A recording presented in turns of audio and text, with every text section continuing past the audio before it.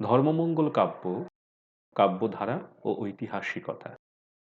এই শীর্ষক আলোচনায় প্রথমে ধর্ম ঠাকুরের স্বরূপ ও রাঢ় অঞ্চলের ধর্ম সংস্কৃতির পরিচয় আমরা সংক্ষেপে বুঝে নেবার চেষ্টা করব। সেই সূত্রেই ধর্মমঙ্গলের কাহিনীগত বৈচিত্র্য বিশ্লেষণের পর এই কাব্যধারার উল্লেখযোগ্য কবিদের কাব্য সম্পর্কে জানব। আলোচনার শেষ পর্বে থাকবে ধর্মমঙ্গলের ঐতিহাসিকতা বিচার। মূলত 19 শতকের একদম শেষ পর্যায়ে বাংলার পশ্চিম প্রান্তের যে লোকায়ত দেবাচারের প্রতি বঙ্গীয় বিদ্বৎ সমাজের দৃষ্টি আকৃষ্ট হয় তা ধর্ম ঠাকুরের পুজো। মহামহোপাধ্যায় হরপ্রসাদ শাস্ত্রী 1894 খ্রিস্টাব্দে এশিয়াটিক সোসাইটির সভায় একটি প্রবন্ধ পাঠ করেন, যেখানে ধর্ম ঠাকুরের স্বরূপ সম্পর্কে তার কিছু মৌলিক পর্যবেক্ষণ ছিল। মূলত বৌদ্ধ ধর্ম সংক্রান্ত এই প্রবন্ধে হরপ্রসাদ বলেন, বাংলার ধর্ম ঠাকুর আসলে প্রচ্ছন্ন বৌদ্ধ দেবতা। তাকে কেন্দ্র করে বাংলায় মঙ্গল কাব্যের যে দীর্ঘ ও ঐতিহ্যবাহী ধারাটি উন্মেষ লাভ করেছিল তা ধর্মমঙ্গল। তথাকথিত মুখ্য ও সর্বাধিক প্রচারিত মঙ্গল কাব্য হিসেবে মনসা ও চণ্ডীমঙ্গলের পাশে এই ধর্মমঙ্গলের নামই উঠে আসে। অপর দুই মঙ্গল কাব্যের দেবী কেন্দ্রিক যে সংস্কৃতি তা বৃহৎবঙ্গের বিস্তৃত এলাকা জুড়ে প্রভাব বিস্তার করলেও ধর্ম ঠাকুরের আরাধনা প্রধানত আঞ্চলিক। পশ্চিমবঙ্গের রাঢ় অঞ্চলেই মূলত ধর্মের পূজা প্রচলিত। এই রাঢ়বঙ্গের ভৌগোলিক পরিসর নির্দেশ করতে গিয়ে বাংলা মঙ্গল কাব্যের ইতিহাস প্রণেতা ডক্টর আশুতোষ ভট্টাচার্য নির্দিষ্ট করে বলেছেন, প্রাচীনকালে পূর্বে ভাগীরথী, উত্তরে ময়ূরাক্ষী, দক্ষিণে দামোদর ও পশ্চিমে ছোটনাগপুরের পার্বত্য ভূমি, এই সীমানা বেষ্টিত বিস্তৃত ভূভাগ রাঢ় নামে পরিচিত ছিল।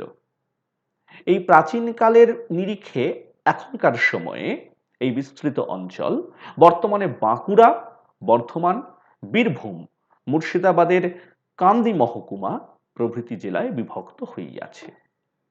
এটি আশুতোষ ভট্টাচার্যের সুনির্দিষ্ট করে রাঢ়বঙ্গের ভৌগোলিক পরিসর চিহ্নিত করলেন তিনি। উত্তর ও দক্ষিণ রাঢ়ে বিভক্ত এই বিরাট অংশ দীর্ঘকাল অনার্য অধ্যুষিত ছিল বলে অনুমান করা হয়।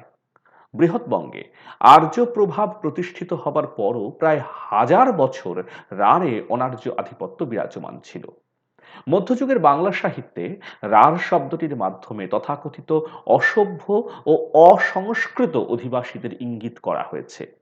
চণ্ডীমঙ্গল রচয়িতা মুকুন্দ চক্রবর্তীর কাব্যের দুটি পংক্তি এই প্রসঙ্গে স্মরণ করা যেতে পারে।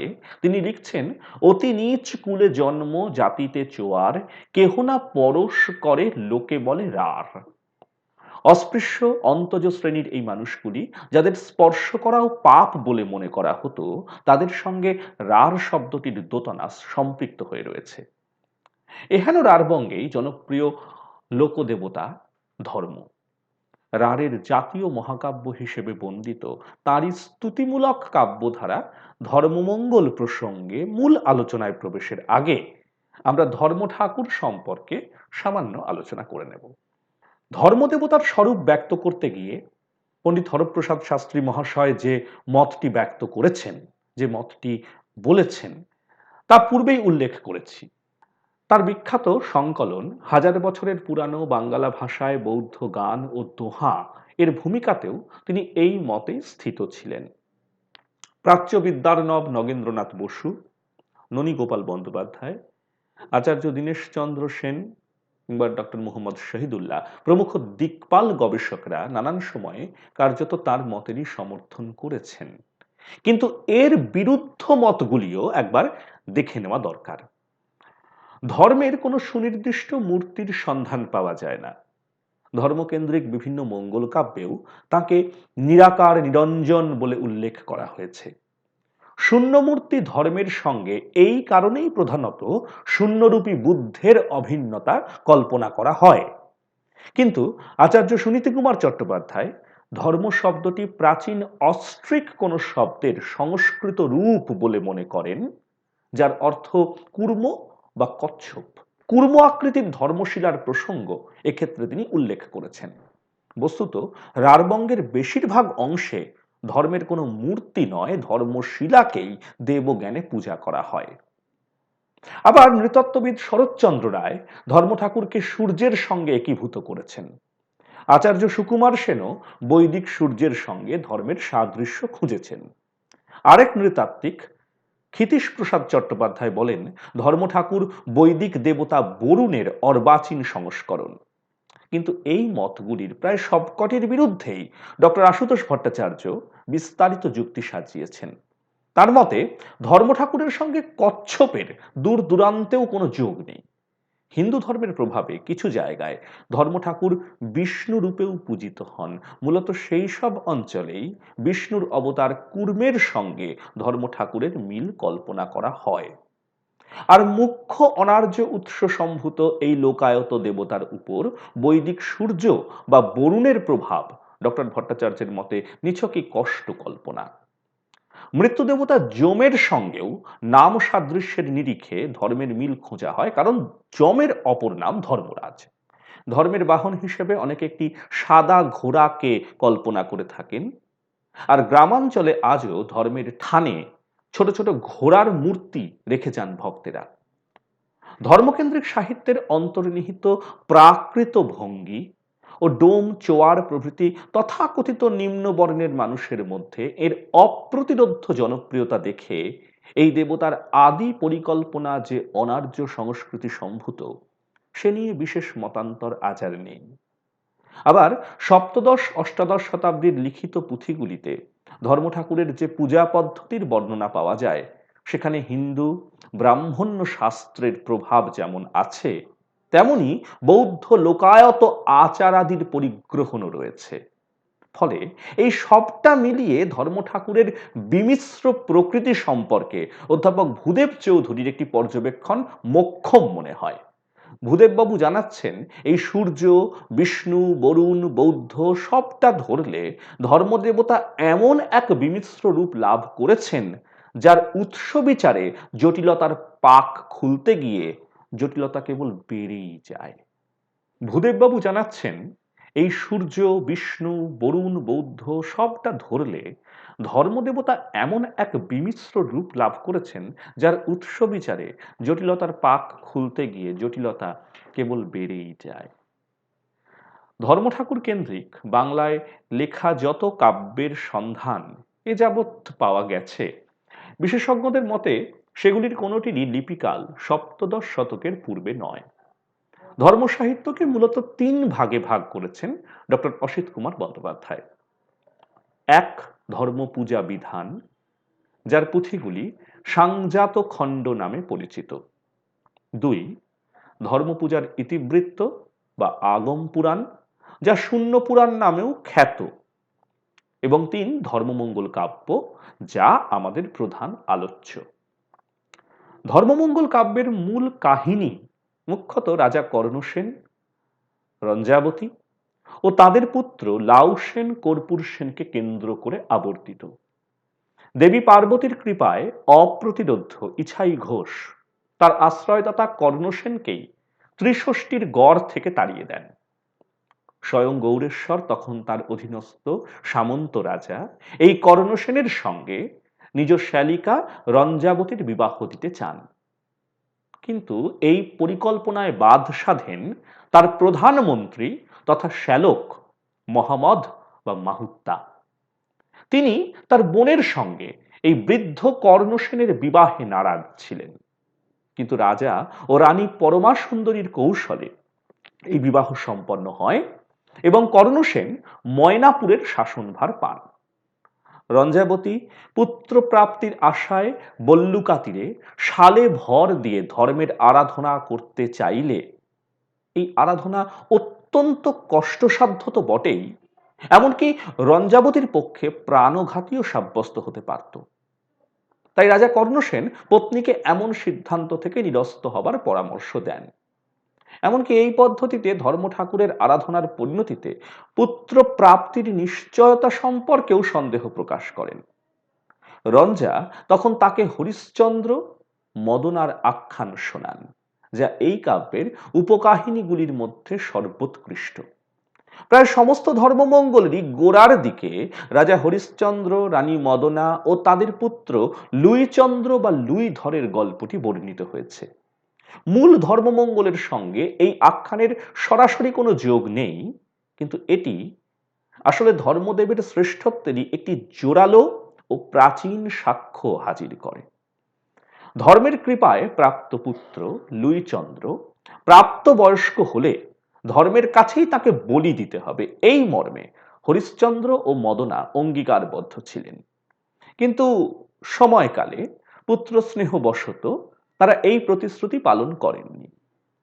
ধর্ম তখন ব্রাহ্মণের ছদ্মবেশে তাদের কাছে হাজির হয়ে লুইচন্দ্রের মাংস খেতে চান এবং তার পিতামাতাকেও সেই মাংস ভক্ষণে বাধ্য করেন। এই ভয়াবহ কাজটি করবার ঠিক পূর্ব মুহূর্তে ধর্ম তার স্বমূর্তিতে এসে লুইচন্দ্রকে ফিরিয়ে দেন। জগতে ধর্মের দয়াবান রূপের আরাধনা আরো জোরদার শুরু হয়। হরিশ্চন্দ্রের নাম ও এই কাহিনীর কাছাকাছি গল্প বৈদিক ও পৌরাণিক সাহিত্যে রয়েছে। ঐতরেয় ব্রাহ্মণে আছে ইক্ষ্বাকু বংশীয় রাজা হরিশ্চন্দ্র ও তার পুত্র রোহিতাশ্বর কাহিনী, যেখানে অনুগ্রহকারী দেবতা হলেন বরুণ। রামায়ণ বা মহাভারতেও হরিশ্চন্দ্র, শৈব্যা ও রোহিতাশ্ব আখ্যান সামান্য পরিবর্তন সহ উপস্থাপিত হয়েছে। এমনকি এই কাহিনীর প্রভাবেই সম্ভবত বাংলাদেশে দাতা কর্ণ ও পুত্র বৃষকেতুর আখ্যানটির প্রচলন। পুত্র সমর্পণের মাধ্যমে আত্মত্যাগের এই যে নজির, তা অন্যান্য ধর্মেও দেখা যায়। এই বলি প্রসঙ্গ এবং হরিশ্চন্দ্রের বৈদিক উপাখ্যানে বরুণ দেবের সক্রিয় ভূমিকাই সম্ভবত ধর্মের সঙ্গে বরুণকে একাত্ম করার অনুপ্রেরণা। যাই হোক, আদিতে সম্ভবত ধর্মসাহিত্যের কাব্য শাখার প্রধান অবলম্বন ছিল হরিশ্চন্দ্রের এই গল্প। বৈদিক ও পৌরাণিক যুগের রাজা হরিশ্চন্দ্র আখ্যান এবং বাংলার কর্ণ বৃষকেতুর কাহিনী মিলেমিশে গিয়ে ধর্মমঙ্গলের লাউসেন কাহিনীটির আদল পেয়ে থাকতে পারে। ফিরে আসি মূল প্রসঙ্গে। ধর্ম ঠাকুরের আশীর্বাদে রঞ্জাবতীর পুত্র হিসেবে লাউসেন ও কর্পূর সেন জন্ম নেন। মহামত শৈশবেই এদের অপহরণের চেষ্টা করলে ধর্মের আদেশে হনুমান তা ব্যর্থ করেন। ধর্মের নির্দেশেই হনুমান দুই ভাইকে মল্লযুদ্ধের প্রশিক্ষণও দেন। দেবী পার্বতীকেও তুষ্ট করে লাউসেন তার থেকে অস্ত্র লাভ করেন এবং গৌড়ের উদ্দেশ্যে যাত্রা করেন। এই দুই ভাইয়ের উপস্থাপনে এবং মাতুলের সঙ্গে তাদের বিবাদে অনেকেই কৃষ্ণ ও বলরামের আদল দেখেছেন, যদিও তা যে খুব প্রকট কিছু এমনটা বলতে পারি না। গৌড়েও মাতুল মহামদের চক্রান্ত প্রতিহত করে লাউসেন রাজার থেকে তেজিয়ান অশ্ব সহ অনেক উপঢৌকন পান।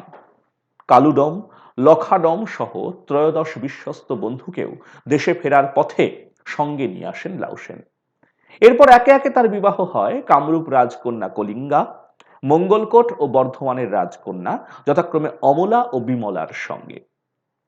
একসময় শিমুলার রাজকন্যা কানরাকে কেন্দ্র করে গৌরাধিপতির সঙ্গে লাউসেনের বিবাদ ঘনিয়ে ওঠে। বলা বাহুল্য, এর পেছনেও মহামদের চক্রান্ত কার্যকর ছিল। কিন্তু ধর্মের কৃপায় লাউসেন কানরাকে বিবাহ করতে সমর্থ হন। এরপর আসে খোদ পার্বতীর কৃপা পুষ্ট ইছাই ঘোষের সঙ্গে লাউসেনের সরাসরি সংঘাতের প্রসঙ্গ। আসলে এই সংঘাত দেবী পার্বতী ও ধর্ম ঠাকুরের মধ্যে। মঙ্গল কাব্যে কবির আরাধ্য দেবতা বা দেবীর সঙ্গে অপর দেবতার বিবাদ অত্যন্ত চেনা একটি বিষয়। আর ধর্মমঙ্গল যেহেতু ধর্মেরই স্তুতিকাব্য, তাই এই যুদ্ধে লাউসেন তথা ধর্ম ঠাকুর ইছাই ঘোষকে পরাস্ত করেন। যুদ্ধে কালুসহ অন্যান্য ডোম চরিত্রদের বীরত্ব অমরতা লাভ করে। অবশেষে আসে এই কাব্যের উত্তুঙ্গ মুহূর্ত তথা ক্লাইম্যাক্স। গৌড়ের রাজা ক্রুদ্ধ ধর্মদেবতাকে তুষ্ট করতে ধর্ম পূজার আয়োজন করলে লাউসেনের উপর দায়িত্ব পড়ে হাকন দেখিয়ে সূর্যকে পশ্চিমোদয়ে রাজি করানো, সূর্যের পশ্চিমোদয় ঘটানোর। এই অতীব কঠিন ও প্রায় অসম্ভব সাধনায় লাউসেন নিজ দেহের ৯টি খণ্ড করে দীর্ঘদিনের তপস্যায় সাফল্য লাভ করেন। ধর্মের আদেশে সূর্য অমাবস্যার রাতে পশ্চিম দিকে ওঠেন। এদিকে মহামদ লাউসেনের অনুপস্থিতিতে কর্ণসেনের গড় আক্রমণ করলে ডোম সেনারা সেই আক্রমণ প্রতিহত করেন। রাজকন্যা কানোরা অসামান্য বীরত্বের পরিচয় দিয়ে মহামদকে পরাস্ত ও অপমান করে বিতাড়িত করেন। ইছাই যুদ্ধের অন্যতম নায়ক কালুডোম এই যুদ্ধে শহীদ হন।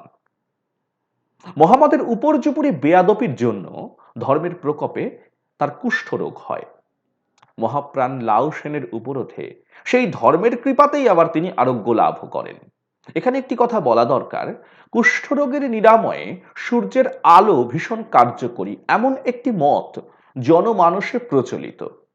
ধর্মমঙ্গল কাব্যেও পশ্চিমোদয়ে সূর্যকে ধর্মের নির্দেশ দান এবং কুষ্ঠর প্রতিষেধক হিসাবে সূর্যালোকের এই জনপ্রিয়তাই সম্ভবত বৈদিক সূর্যের সঙ্গে ধর্মের মিল খুঁজতে গবেষকদের দিশা দেখিয়েছে।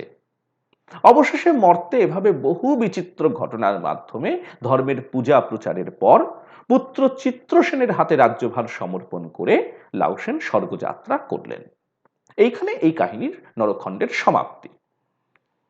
ধর্মমঙ্গলের কাহিনীর মধ্যে একটি আদিমতা ও লক্ষণীয় স্বাতন্ত্র রয়েছে। বীরত্বব্যঞ্জক এই কাব্যধারায় ডোম জাতির শৌর্য ভীষণভাবে উদযাপিত হতে দেখি।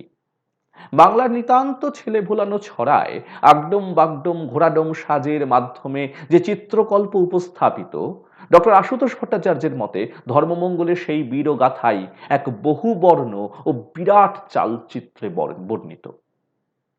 ধর্মমঙ্গলের কবিদের সম্পর্কে বলতে গেলে প্রথমেই যাদের নাম আসে তারা হলেন ময়ূর ভট্ট ও খেলারাম চক্রবর্তী।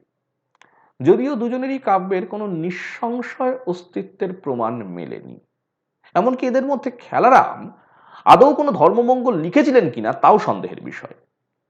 1510 খ্রিস্টাব্দে তিনি নাকি গৌরকাব্য নামে একটি ধর্মমঙ্গল রচনা করেছিলেন এমনটা শোনা যায়।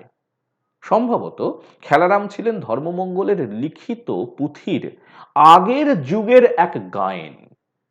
আর ময়ূর ভট্টের নাম ধর্মমঙ্গল কাব্যের প্রায় প্রত্যেক অগ্রণী কবি তাদের কাব্যের শুরুতে শ্রদ্ধা ভরে উল্লেখ করেছেন। সংস্কৃত সূর্য শতক গ্রন্থের রচয়িতা ময়ূর ভট্টকে কেউ কেউ এই ময়ূর ভট্টের সঙ্গে একত্র করে দেখতে চান। ধর্মের সঙ্গে সূর্যের সম্পর্ক এবং কুষ্ঠরোগে আক্রান্ত সেই সংস্কৃত কবি সূর্যের কৃপায় সুস্থ হয়ে সূর্য শতক রচনা করেছিলেন এমন এক কিংবদন্তি এই একই ভবনকে আরো মসৃণ করেছে। বাণভট্টের সমসাময়িক সপ্তম শতকের সেই কবির পক্ষে বাংলায় ধর্মমঙ্গল কাব্য লেখা কার্যত অসম্ভব। যাই হোক, ডক্টর মোহাম্মদ শহীদুল্লাহ বাংলার ময়ূর ভট্টের সময় নির্দেশ করেছেন সপ্তদশ শতকের শেষ দিকে। ময়ূর ভট্টের কাব্য যে হাকন্দ পুরাণ নামে পরিচিত তাও জানা যায় এই কাব্যধারার অন্যতম উজ্জ্বল স্রষ্টা ঘনরামের লেখায় এই হাকন্দ পুরাণ নামটির উল্লেখ থেকে। শ্রী ধর্মপুরাণ নামেও এই কবির কাব্যটির সম্পাদিত রূপ প্রকাশিত হয়েছিল। তবে খেলারাম ও ময়ূর ভট্টেরও আগে আর একজন কবির কথা স্মরণ করা দরকার, তিনি রামাই পণ্ডিত। তার রচিত কাব্য শূন্য পুরাণ নামে পরিচিত। এই শূন্য পুরাণ নামটি প্রাচ্য বিদ্যার্ণব নগেন্দ্রনাথ বসুর দেওয়া। তিনি এই কাব্য বঙ্গীয় সাহিত্য পরিষদ থেকে প্রকাশ করেছিলেন। এটি মূলত ধর্ম পূজা পদ্ধতি বিষয়ক রচনা, তাই মহামহোপাধ্যায় হরপ্রসাদ শাস্ত্রী এটির নাম দিয়েছিলেন রামাই পণ্ডিতের পদ্ধতি। কিন্তু নগেন্দ্রনাথ এতে শূন্যবাদের কথা দেখে শূন্য পুরাণ নামকরণটি করেন। অনেকে এটিকে আগম পুরাণও বলেন। গ্রন্থ মধ্যে এক স্থানে এই নামটিরও উল্লেখ আছে। এই কাব্যকে মূলধারার মঙ্গল কাব্য না বলা গেলেও এর উল্লেখ ধর্মমঙ্গল আলোচনায় আসা উচিত। রামাই পণ্ডিতের কাল হিসেবে খ্রিস্টীয় নবম শতককে চিহ্নিত করা হয়। ধর্মমঙ্গল রচয়িতা মানিকরাম গাঙ্গুলি ষোড়শ শতকের জাতক বলে মনে করেন আশুতোষ ভট্টাচার্য। 1567 খ্রিস্টাব্দকে তিনি মানিকরামের কাব্য সমাপ্তির কাল বলে উল্লেখ করেছেন। আবার আচার্য যোগেশচন্দ্র রায় বিদ্যানিধি মানিকরামের কাব্য 1781 খ্রিস্টাব্দে রচিত বলে মনে করেন। ডক্টর সুখময় মুখোপাধ্যায়ও মধ্যযুগের বাংলা সাহিত্যের তথ্য ও কালক্রম গ্রন্থে অষ্টাদশ শতাব্দীর মধ্যভাগকেই মানিকরামের সময় হিসেবে চিহ্নিত করেন। বেলডিহা গ্রামের উচ্চবংশীয় কুলীন ব্রাহ্মণ সন্তানের পক্ষে ডোম চণ্ডালদের আরাধ্য ধর্মঠাকুরের গান রচনা সহজ ছিল না। গ্রন্থোৎপত্তির কারণ বর্ণনা করতে গিয়ে মানিকরাম এই প্রতিকূলতার বিস্তারিত বর্ণনা দিয়েছেন। তার কাব্যে ধর্মদেবতা মূলত বাঁকুড়া রায় নামে পরিচিত। কাব্যের বন্দনা অংশে আদিতে নিরাকার ধর্ম ঠাকুরের বিবিধ মূর্ত রূপের স্থানিক বৈশিষ্ট্য সহ উল্লেখ করেন মানিকরাম, যা ধর্মপূজার এই ভৌগোলিক সংস্কৃতি বোঝবার ক্ষেত্রেও বিশেষ কার্যকর। তিনি সংস্কৃত সাহিত্যের অনুরাগী ছিলেন।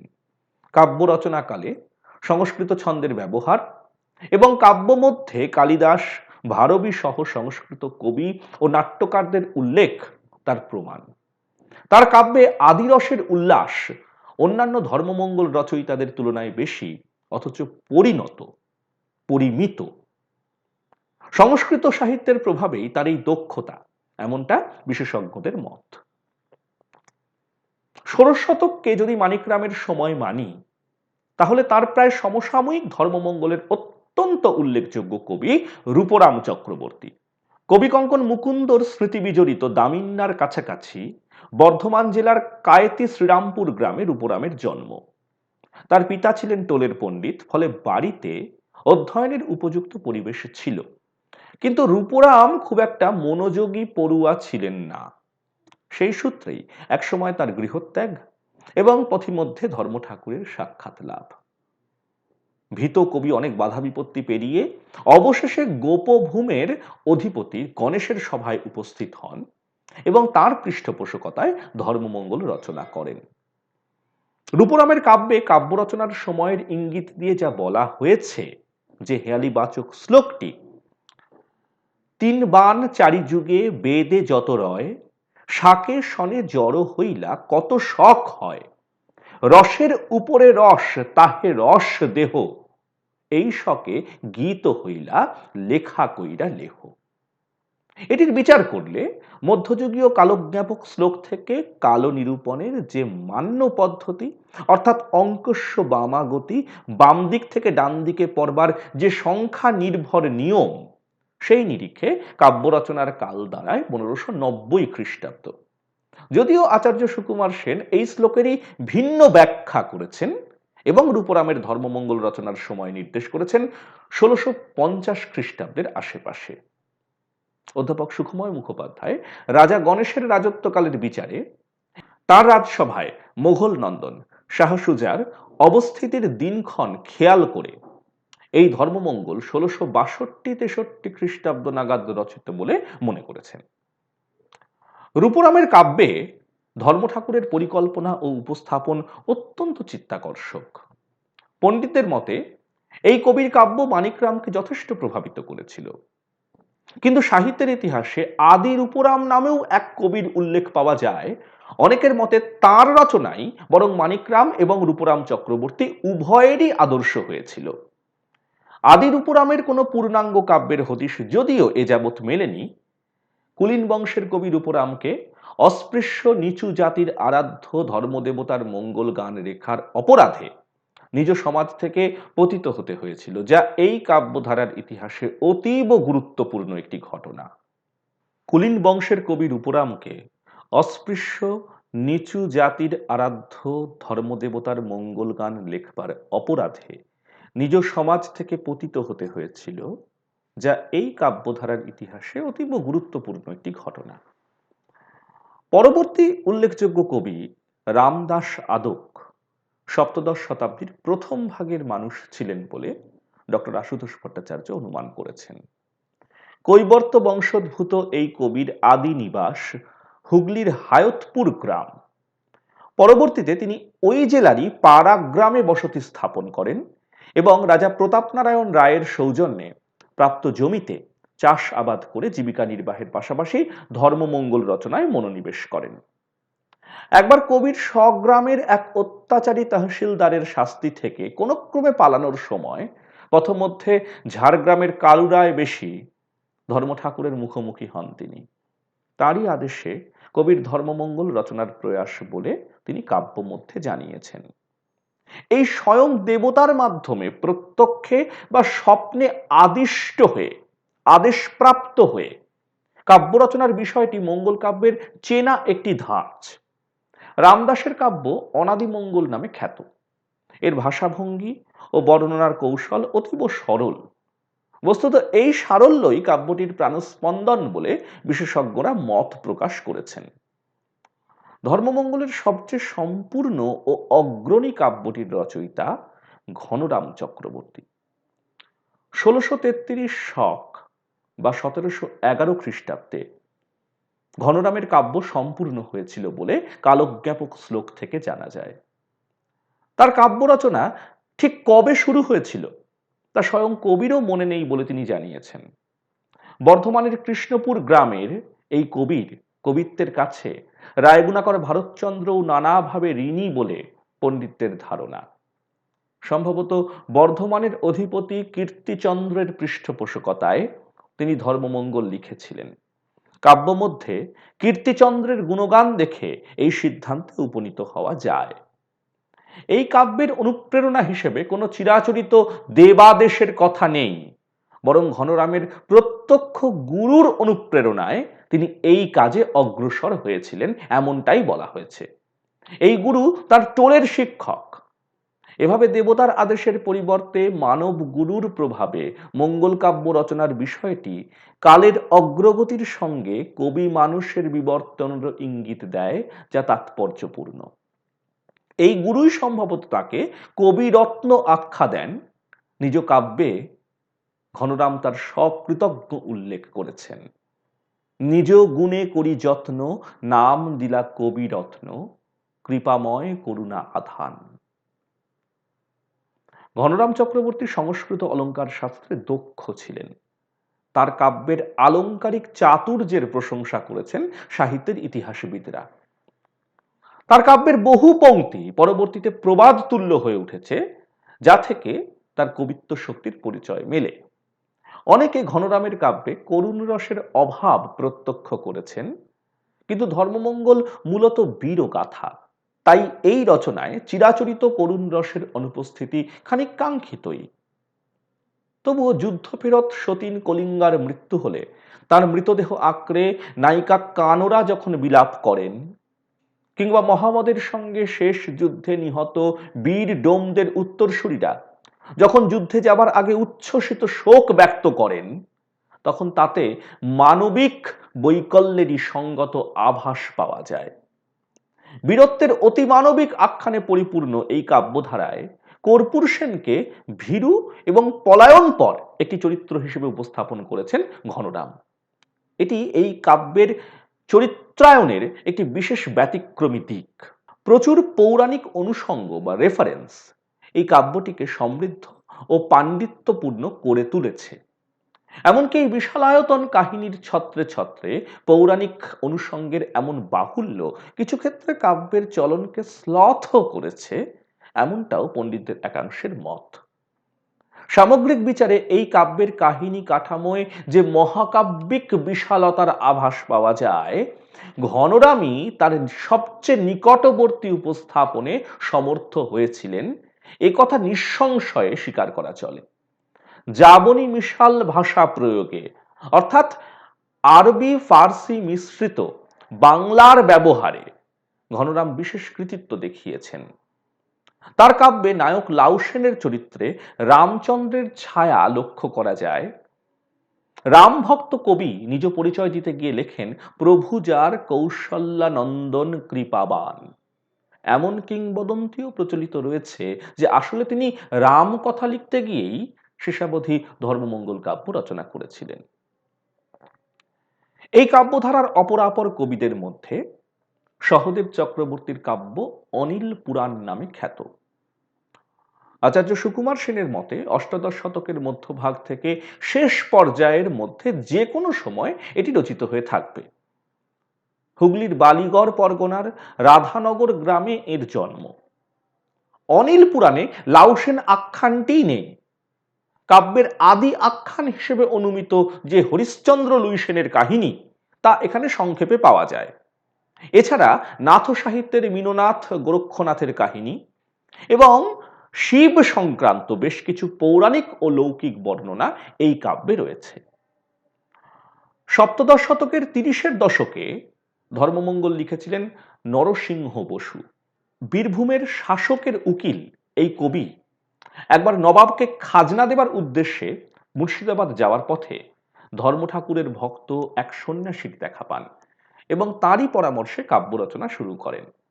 সংস্কৃত তো বটেই, সমসাময়িক বিদ্যাচর্চার প্রবণতা অনুযায়ী এবং নিজ পেশার কারণে এই কবি ফার্সি ভাষায় সুদক্ষ ছিলেন। তার কাব্যে এই দক্ষতার প্রকাশ দেখা যায়, যদিও এ নিয়ে অযথা পাণ্ডিত্য দেখানোর কোনো চেষ্টা এতে নেই। অষ্টাদশ শতকের একেবারে শুরুর দিকে আনুমানিক ১৭০৩ খ্রিস্টাব্দে লিখিত ধর্মমঙ্গলের একটি পুঁথির রচয়িতা হিসেবে পাওয়া যায় শ্যাম পণ্ডিতের নাম। তার সম্পর্কে বিশেষ কোনো তথ্য না পাওয়া গেলেও এই পণ্ডিত উপাধির কারণে তাকে ধর্মপূজক মনে করেছেন আশুতোষ ভট্টাচার্য মহাশয়। তার আরো অনুমান, এই কবি বীরভূম অঞ্চলের বাসিন্দা ছিলেন এবং সেখানেই তার এই কাব্য বিশেষ জনপ্রিয়। কবি সীতারাম দাস ও কবি শঙ্কর চক্রবর্তী যথাক্রমে মনসামঙ্গল ও কালিকামঙ্গল রচনার পাশাপাশি ধর্মমঙ্গলও লিখেছিলেন। সীতারামের মনসামঙ্গলে স্বয়ং দেবী পদ্মাবতীকে ভক্তি ভরে ধর্মের পূজা করতে দেখি। যুগচিহ্নের এমন চমৎকার উপস্থিতি দুই কাব্যধারার মধ্যে জোরালো এক আন্তর্বয়নমূলক সম্পর্ক সূত্র বা ইন্টারটেক্সচুয়ালিটির ইঙ্গিত দেয়। কেবল এক দেবতায় মনোনিবেশকারী ভক্ত কবির জায়গায় পেশাদার মঙ্গল গান রচয়িতার উপস্থিতিও যে সমাজে ছিল তা এদের একাধিক মঙ্গল কাব্য রচনার তথ্য থেকে বোঝা যায়। পরিশেষে ধর্মমঙ্গল কাব্যের ঐতিহাসিকতা প্রসঙ্গে আলোচনার জন্য বলতে হয়, লাউসেন চরিত্রে পাল বংশের শাসক গৌরাধিপতি ধর্মপালের পুত্র দেবপালের ছায়া প্রত্যক্ষ করেছেন বিশেষজ্ঞদের কেউ কেউ। দেবপালের আনুমানিক সময় ৮০০ থেকে ৮৫০ খ্রিস্টাব্দ। ইনি উৎকল ও কামরূপের রাজাদের পরাস্ত করেছিলেন। আর ধর্মমঙ্গল কাব্যে পরাজিত কামরূপ রাজকন্যা কলিঙ্গার সঙ্গে লাউসেনের বিবাহের প্রসঙ্গ রয়েছে। পাল সাম্রাজ্যের অন্তর্গত ঢেক্করি বিষয়ের অধিপতি মহামান্ডলিক ঈশ্বরী ঘোষের কথা পাওয়া যায়, যার অনুকরণে ঢেকুরগড়ের ইছাই ঘোষের আদল ভাবতে চান অনেকেই। লাউসেনের প্রকৃত নাম লবসেন এমন একটা মত ব্যক্ত করেছিলেন ডক্টর মোহাম্মদ শহীদুল্লাহ। এছাড়া শূন্য পুরাণ রচয়িতা রামাই পণ্ডিত, যার কথা রঞ্জাবতী পণ্ডিত গোসাই বলে উল্লেখ করেছেন, তিনি নাকি ময়নাপুর বা ময়নাগড়ে থাকতেন, যে ময়নাপুরের অধিপতি ছিলেন কর্ণসেন। বাঁকুড়ার বিষ্ণুপুর থেকে খানিক দূরে এই ময়নাপুরে ধর্ম ঠাকুরের মন্দিরও রয়েছে বলে জানা যায় এবং সেখানকার পূজারী পণ্ডিত উপাধিধারী ডোমেরা নিজেদের রামাই পণ্ডিতের বংশধর বলে দাবি করেন। ফলত ধর্মমঙ্গলের এই কাহিনীগত তথ্যাদির নিরিখে এর ঐতিহাসিকতা বিচার করা ধর্ম ঠাকুরের স্বরূপ নির্ণয়ের মতোই দুরূহ একটা ব্যাপার। এই কাব্যধারায় বীর রসের আধিক্য, এর ব্যাপ্তি, অলৌকিকতার অপার্থিব উপস্থিতি একে মহাকাব্যিক এক বিশালতা দিয়েছে, যে কারণে এটি রাঢ়ের জাতীয় কাব্য আখ্যা পায়। মনসামঙ্গল বা চণ্ডীমঙ্গলের মতো পূর্ব ও উত্তরবঙ্গে বা বৃহৎবঙ্গের অন্যান্য প্রদেশে এর ততখানি জনপ্রিয়তা দেখা যায় না ঠিকই, কিন্তু রাঢ়ের নিজস্ব আঞ্চলিক বৈশিষ্ট্যগুলি এই কাব্যের ভীষণ জোরের একটি জায়গা। তাতে খানিক অতিরঞ্জন থাকলেও এর ভেতরের যে আবেগ এবং আবেগের স্পন্দন তাকে অস্বীকার করার তো কোনো উপায় নেই। ধন্যবাদ।